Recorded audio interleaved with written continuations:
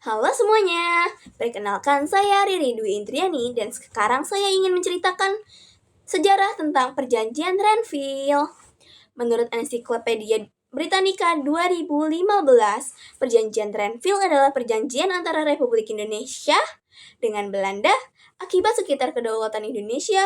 Perundingan Renville dilaksanakan mulai tanggal 8 Desember 1947 hingga Januari 1948 di atas kapal perang milik Amerika Serikat USS Renville yang sedang bersandar di Pelabuhan Teluk Jakarta.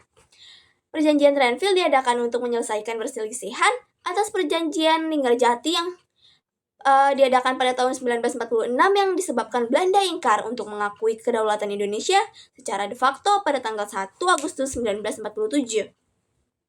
Dewan Keamanan Perserikatan Bangsa-Bangsa atau PBB mengeluarkan resolusi gencatan senjata antara Belanda dan Indonesia. Gubernur Jenderal Van Mook dari Belanda memerintahkan gencatan senjata pada tanggal 5 Agustus 1947. Tanggal 25 Agustus 1947, Dewan Keamanan mengeluarkan resolusi yang diusulkan Amerika Serikat bahwa Dewan Keamanan akan menyelesaikan konflik yang terjadi antara Indonesia dan Belanda secara damai dengan membentuk Komisi 3 Negara. Komisi 3 Negara ini terdiri dari Australia yang diwakili oleh Richard Kirby yang dipilih oleh Indonesia, sementara Belanda memilih Belgia yang diwakilkan oleh Paul van Zeeland, sedangkan Australia dan Belgia sepakat memilih Amerika Serikat yang diwakili oleh Frank B. Graham. Dalam perundingan tersebut, Indonesia diwakili oleh Perdana Menteri Amir Syarifuddin, sedangkan wakil dari Belanda adalah Raden Abdul Qadir Wijoyo Atmojo. Pada tanggal 29 Agustus 1947, Belanda memproklamirkan garis Van Mook yang membatasi wilayah Indonesia dan Belanda pada waktu itu. Republik Indonesia menjadi tinggal sepertiga Pulau Jawa dan kebanyakan di Pulau Sumatera, tetapi Indonesia tidak mendapatkan wilayah utama penghasil makanan. Belanda juga melakukan blokade untuk mencegah masuknya persenjataan, bahan makanan, dan pakaian menuju wilayah Indonesia. Perjanjian Renville ditandatangani pada tanggal 17 Januari 1948. Isi dari perjanjian tersebut antara lain, yang pertama pembentukan Republik Indonesia Serikat atau RIS. Dengan segera, Republik Indonesia merupakan negara pada bagian dalam RIS. Yang kedua, Belanda tetap menguasai seluruh Indonesia sebelum RIS terbentuk. Yang ketiga, wilayah Indonesia yang diakui Belanda hanya Jawa Tengah, Yogyakarta, dan Sumatera. Yang keempat, wilayah kekuasaan Indonesia dengan Belanda dipisahkan oleh garis demarkasi yang biasa disebut garis Van Mook. Yang kelima, tentara Indonesia ditarik mundur dari daerah-daerah kantongnya yang berada di Jawa Barat dan Jawa Timur. Yang keenam, akan dibentuk Uni Indonesia Belanda dengan dikepalai oleh Raja Belanda. Yang ketujuh, akan diadakan referendum atau semacam pemungutan suara untuk menentukan nasib wilayah dalam Republik Indonesia Serikat.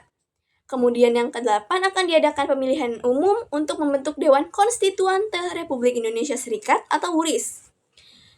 Lalu, dampak yang ditimbulkan dari perjanjian Renville, yakni dengan ditandatanganinya perjanjian Renville mengubah arah perpolitikan Indonesia pada waktu itu, yaitu golongan kiri yang selama awal kemerdekaan ditempatkan dalam struktur pemerintahan mulai tersingkir. Selain itu, perjanjian Renville mengurangi wilayah kekuasaan Indonesia yang telah diakui secara de facto. Ini sangat merugikan Indonesia. Pemblokadaan bahan makanan dan kebutuhan pokok yang dilakukan Belanda menyebabkan perekonomian Indonesia memburuk. Dan perjanjian ini juga menyebabkan TNI harus ditarik mundur dari daerah-daerah pendudukan Belanda di Jawa Barat dan Jawa Timur.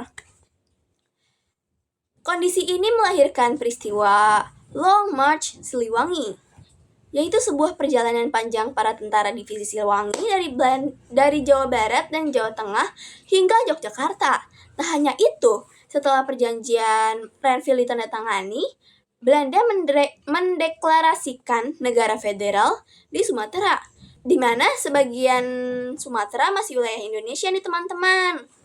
Hal ini menandakan Belanda sudah mengingkar perjanjiannya pada 18 Desember 1948. Juga terjadi agresi militer Belanda II. Hal ini dimulai dari Belanda yang menurunkan pasukan melalui pesawat DC-3 Dakota menuju ibu kota Indonesia di Yogyakarta dan menyerang kotanya. Sekian dari saya, semoga dapat dipahami sejarah singkat ini. Wassalamualaikum warahmatullahi wabarakatuh. Terima kasih, bye-bye.